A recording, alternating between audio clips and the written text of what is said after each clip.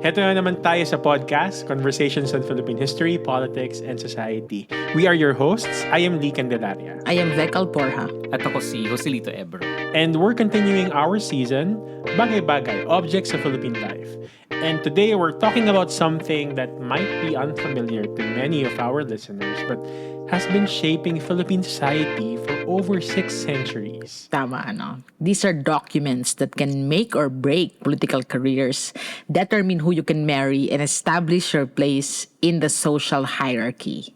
So they're written on everything from palm leaves to animal skin to brass gongs. At ito nga ay ang Tarsila or Salsila, genealogical documents that serve as backbone of Muslim Filipino society. Hindi lang sila family tree, no? They're also living chains connecting communities to Prophet Muhammad, to founding sultans, and also to each other. Yes, and what's fascinating, no, about these documents is how they simultaneously work as political charters, as legal proof, as social maps, and as spiritual guides. Lalo na sa contemporary Bangsamoro politics, having the right genealogy can still determine electoral success. Yes, and napapanahon na pag-usapan itong document na ito. Kasi as the Bangsamoro Autonomous Region develops new frameworks for cultural preservation, Tarsila represent both treasured heritage and urgent preservation challenges. So today, let's explore these remarkable documents that prove the pen, or in this case, the stylus, really can be mightier than the sword, no? And this is the story of how genealogy became political power in the Philippines. Simulan natin yung discussion natin, no, kung ano nga ba talaga tong document na ito. Yung word na Tarsila, Salsila, Sarsila actually comes from the Arabic word silsila, meaning chain or link. Ang galing, no, kasi literal, yun yung talagang function nila. There are chains connecting or links connecting generations. So physically, these documents are actually quite diverse. Yung traditional Tarsila were written on talipot palm leaves, which are incredibly durable, ano? At yun nga, some can last 600 years. At yung preparation process niya, elaborate din talaga. So the leaves were cut, boiled with aloe vera or papaya leaves, dried, and stored in smoke para sa preservation. At para naman dun sa mas importanteng ancestry, no? Scribes use animal skin. Well, goat or sheep that underwent extensive preparation through soaking, liming, and polishing. But here's something unique, no? Some Magindanaoan genealogies were actually engraved on brass gongs, linking family history to royal regalia. At yung writing itself actually required special skills. For halimbawa, yung palm leaves, no? Ang gamit dyan ng scribes ay mga metal styluses para talaga ukitin yung maayos na maiukit yung writing. Tapos nirarub ito nung lamp black yung tawag or actually yung tawag, I think aso yung tawag dito, no? Soot. Dun gawa yung ink across the surface. Tapos, itong ink na ito ay actually, hindi lang ito simpleng ink kasi halo-halo ito na may halo ng camphor, citronella, clove oils para mapapreserve yung text kasi hindi siya sisirain ng insekto. Kumbaga may natural insect repellent, yung mismong ink na gamit nila. Oo. Tapos meron ding regional variations. At meron ding, through those variations, makikita mo din talaga yung mga kwento. So, Maranao manuscripts, meron madalas may elaborate decorative elements. Tapos, yung Tausug documents, they adopted imported papers early on. At yung format niya, iba-iba rin. Yung iba, simpleng linear na chain yung format. Tapos yung iba naman, complex tree structures showing multiple family branches. So, yung mga documents na to, no, embodied different writing traditions. They used Arabic script, Jawi, Kirim, or Batang Arab, but adapted to local languages. So you have this beautiful synthesis of Islamic literary culture with indigenous genealogical practices. Sobrang amazed ako when I first encountered this Tarsila or just the fact na yung Filipino Muslims, they can really speak a lot of languages, like minimum 4 or 5 languages. At syempre yung script din, no, comes with knowing that din. Anyway, going back to the discussion, yung physical dimensions nung Tarsila also vary, no? Yung standard palm leaf Tarsila, medyo unconventional yung sizing niya. And then of course, yung paper documents usually follow European standards. The choice of material often also reflects yung importance ng document. Kung routinary records lang in palm leaves, animal skin kung mas significant. Pero kung talagang gusto mong eternal, kumbaga, brass yung gamit. Oo, pero yun nga, yung interesting pa dyan, unlike Western genealogies na patrilineal descent yung nire-record lang nila, Philippine Tarsila maintain concepts of bilateral kinship. So recorded both maternal and paternal lines. At ito talaga nag-reflect din ng pre-Islamic Austronesian traditions na in-incorporate sa Islamic genealogical practices. Many of these documents are in fragile condition. Climate change poses serious threats. Well, Philippines ranks third globally for climate vulnerability, di ba? So traditional storage methods struggle against increased flooding and also humidity. Pero nabanggit din natin last episode, no, na may exciting na cultural preservation work happening, especially in the heels of the Bangsamoro Commission for the Preservation of Cultural Heritage, no, in its establishment. They have been digitizing collections. Tapos yung bagong Bangsamoro Museum houses genealogical materials with free public access. Pero yung pinaka-interesting dito actually, hindi lang siya historical artifact eh. Hindi lang, kasi pag sabi mong artifact, talagang it's only for the purposes of looking back, of, remembering, kumbaga. Pero yung Tarsila, living document siya, na hanggang ngayon, yung mga tao, pwede pa rin lang, kinoconsult pa rin nila when it comes to matchmaking, yung mga marriage arrangements, halimbawa, political legitimacy, di ba? Sino ba talaga yung may legitimacy in a particular place, religious authority. So kung tutusin, yung mga 500-year-old Tarsilas, pwede talaga siyang mag-determine ng mga contemporary political alliances sa Mindanao. So the story of Tarsila begins before Islam even arrived in the Philippines. No, indigenous societies already had sophisticated genealogical traditions, oral genealogies that determined kinship groups, territorial rights, and even tribal alliances. At nung dumating nga yung Islam, no, nung 1380 sa Pilipinas, with Sharif Makdum's arrival sa Simunul Island, these existing traditions proved remarkably receptive to Islamic genealogical concepts. So in a way, hindi pinalitan. In fact, nagkaroon ng parang synthesis itong traditions na to. So yung real transformation, however, came with Sharif ul Hashim Abu Bakar, who became the first Sultan of Sulu, mga 1450. So he claimed descent from Prophet Muhammad through the Hadramaut Arab lineage. So ngayon, suddenly, genealogy, hindi na lang siya tungkol sa local kinship. Meron na ring connection sa broader Islamic world. So, yun nga, Maguindanao Sultanate followed in 1515 to 1516 when Sharif Muhammad Kabungsuan arrived from Johor.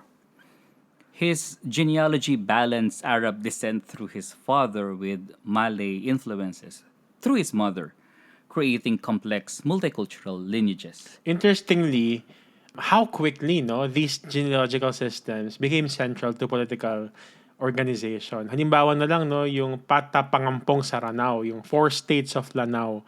This confederate system distributed authority among multiple rulers based entirely on genealogical credentials.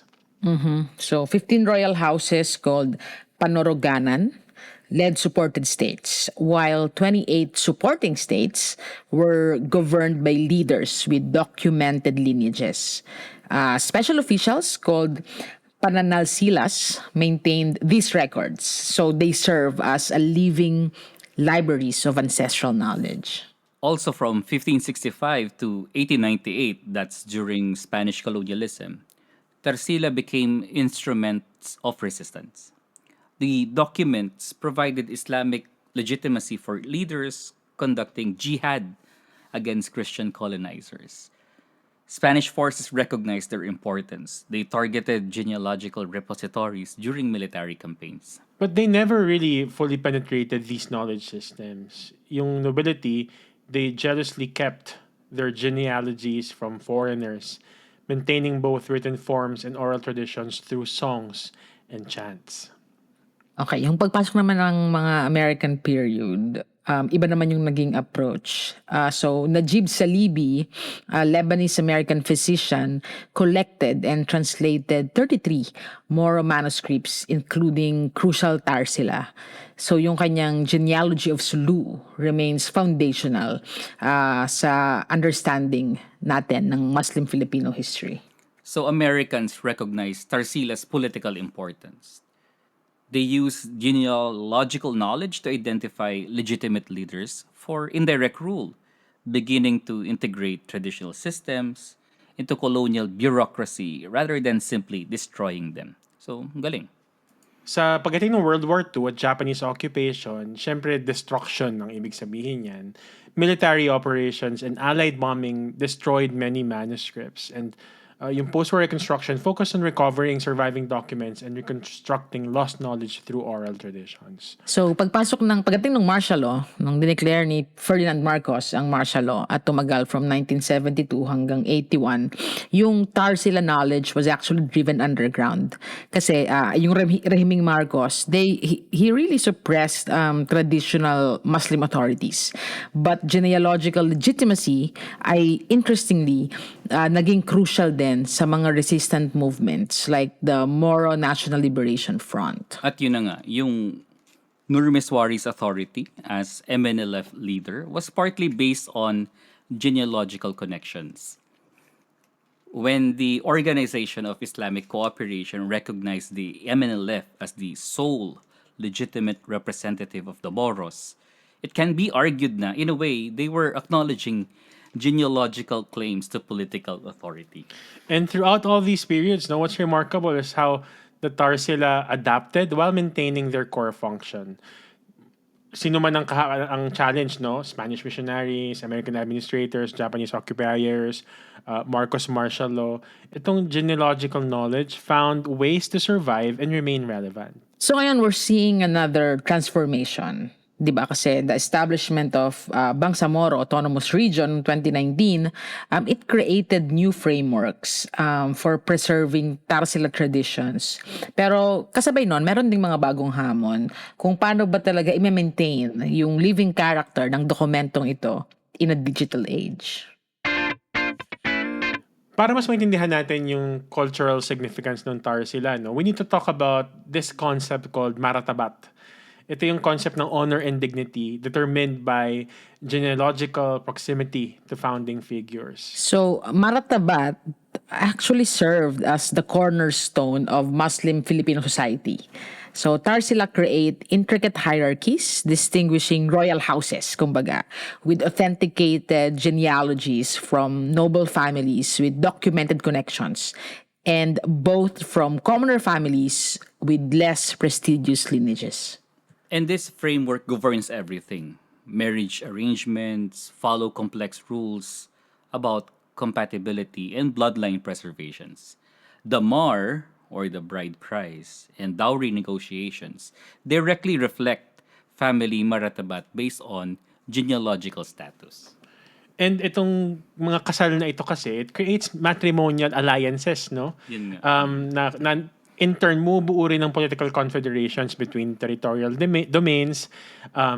It leads to the combination of economic resources, forging military alliances, and ultimately facilitating cultural exchange. So, in a way, yung marriage is essentially a treaty between genealogical networks. And then, nagka-translate din to sa religious authority. Nakagamit din siya. It worked the same way. Halimbawa, imam appointments often require genealogical credentials. Like, halimbawa, titles like Sharif na binibigay sa descendants of Imam Hassan or Sayyid, descendants of Imam Hussein, require verified genealogies that integrate spiritual and, temporal authority. And there's this concept of baraka, or the spiritual blessings, that flows through authenticated lineages. Genealogically validated leaders conduct blessing ceremonies and maintain pilgrimage traditions to ancestral graves. So your ancestry determines your spiritual power. So, ang interesting nito, no? Kasi kitang-kita tuloy natin ngayon kung gaano kahalaga yung Tarsila sa contemporary politics, no? And how it actually dictates the dynamics of politics in the Bangsamoro region, no?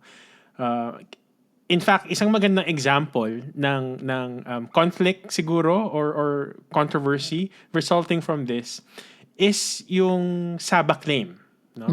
Multiple claimants to the Sulu Sultanate present competing genealogical records. So may traditional councils that are designated to examine and authenticate lineage claims na nagko-cross-reference ng mga written Tarsila with oral traditions. Oh, 'di ba? So, hanggang ngayon, like modern politicians routinely cite genealogical connections para makapag-establish ng electoral legitimacy, kumbaga, no? So, shared lineages facilitate political coalitions. And of course, genealogical networks translate directly into voting blocks. So, kumbaga, ang nangyayari, yung family tree mo, yun na yung nagiging political network. So, territorial dimensions is also crucial. Tarsila established sovereignty through documentation of original grants from founding sultans, inheritance patterns traced through family lines, and also territorial boundaries defined by ancestral settlements. Dito na nga papasok, no, yung idea na actually yung international disputes, like yung Philippine claim to Sabah actually partly rests on Tarsila documenting the Sulu Sultanate's historical sovereignty over North Borneo territory. So, in a way, itong centuries-old genealogy actually becomes contemporary international law, no? At meron tayong very contentious nga na claim na perennially nagre-resurface, no, through time. Pero dapat talagang i-emphasize natin na hindi isolated document yung Tarsila, ano. Ito ay nag-exist within a rich network or rich networks of material culture as well. So for example, kampilan, yung kampilan sword na ginagamit bilang royal regalia during ceremonies. Associated siya sa Tarsila kasi during those ceremonies, Tarsilas were usually recited. And then Torogan, yung bahay nila, physically, it also manifests the same hierarchical principles encoded in genealogical networks. Hindi lang yan, no? Pati yung malong serves as wearable genealogies. Traditional patterns and decorative strips indicate regional and social origins, helping identify family and clan affiliations during ceremonies where genealogies are recited. What's striking here, I think, is that these traditions, in a way, allows us to really see how connected we are, the Philippines, our Filipino Muslim brothers, no? How connected this region is with the cultural network spanning Southeast Asia. Kasi kita rin natin may Malaysian silsila traditions that share the same etymological origins. No? Yung silsila comes from the Arabic silsila, which means link or chain. Indonesian manuscripts also show comparable documentation methods. And even Brunei maintains parallel traditions of genealogical legitimacy. So yun namang sa Darangen epic amongst the Maranao, it also features the recitation of particular genealogy, di ba? Na very parallel sa Tarsila traditions. So pwedeng sabihin na more than bureaucratic documents, yung Tarsila ay kumbaga it's everywhere and woven nga into oral literature, sa mga ceremonial life, and even in artistic creations. And most importantly, for many Muslim Filipinos, these ancestral chains link the local to the global Islamic community. So napakahalaga niyan. So they demonstrate how political authority derives from carefully maintained historical narratives, originating and connecting Mindanao villages to Mecca. And that's it for our episode on the Tarsila or the Salsila, this genealogical chains that have bound Muslim Filipino communities for over 6 centuries. As the Bangsamoro region navigates new challenges, while preserving cultural heritage, the Tarsila reminds us that the past isn't dead. It's living memory that continues to shape the present. So sa susunod na episode, we'll explore another document that shaped Filipino identity. Pero this time from Spanish colonial period naman. So ito yung bagay na siyang dahilan kung bakit ganito ang mga pangalan natin ngayon. Birth certificate. Hindi, joke lang. So don't forget to follow us on social media and visit podcast.org for more information on our seasons and episodes. Salamat sa pakinig. Until next time, this has been Podcast Conversations on Philippine History, Politics, and Society. And as always, have a good day.